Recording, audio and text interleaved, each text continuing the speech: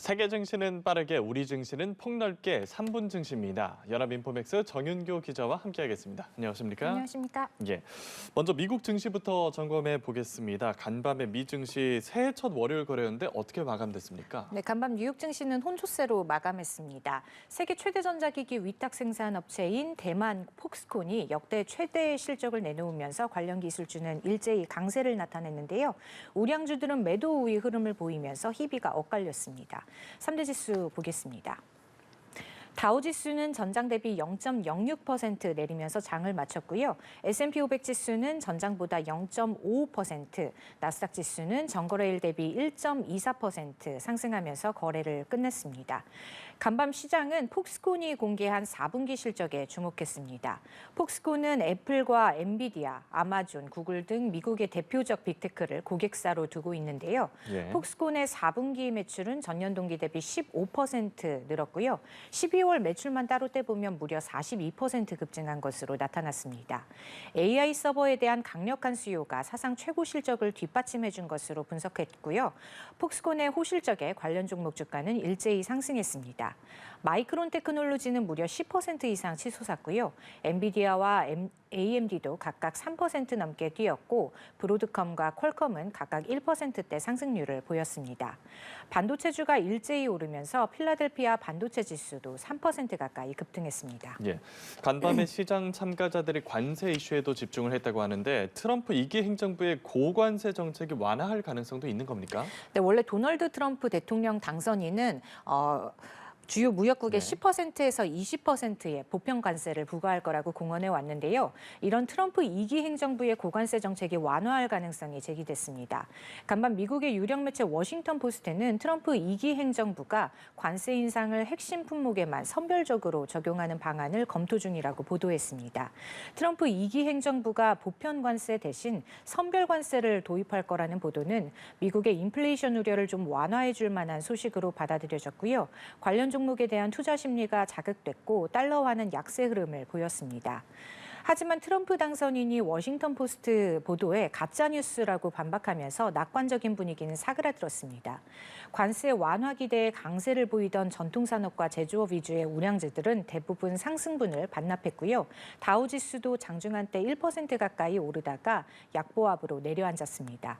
달러화 낙폭도 축소됐습니다. 다만 무역 전쟁 완화에 대한 기대감은 유지되면서 완성체 업체 주가는 일제히 상승했습니다. 제너럴 모터스는 3.4% 뛰어올랐고요. 포드는 소폭 올랐습니다. 다음으로 국내 시장 점검해보죠. 어제 코스피 시장은 어떻게 마무리됐습니까? 네, 어제 코스피는 2거래일 연속 시원한 상승세를 보였습니다. 코스피는 반도체주의 급등에 힘입어서 무려 12거래일 만에 2,480선을 회복했습니다. 코스피 종가는 전장 대비 1.9% 오른 2,488.64로 집계됐는데요. 지수는 상승 출발해서 장중 오름폭을 확대했습니다.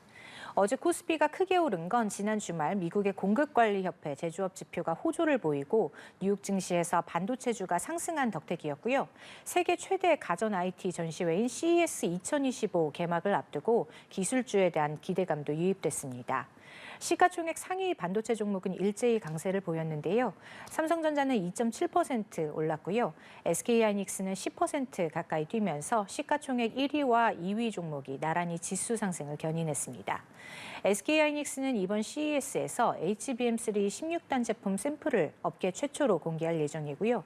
이 밖에 시총 상위 종목 중에서도 LG에너지솔루션과 셀트리온이 각각 1.5%, 네이버가 4%, KB금융이 2%씩 오르면서 지수 상승에 힘을 보탰습니다. 두산 주가도 급등했는데 호재가 있었습니까? 네, 어제 두산 주가는 역대 최고가를 새로 쓰면서 이목을 끌었습니다.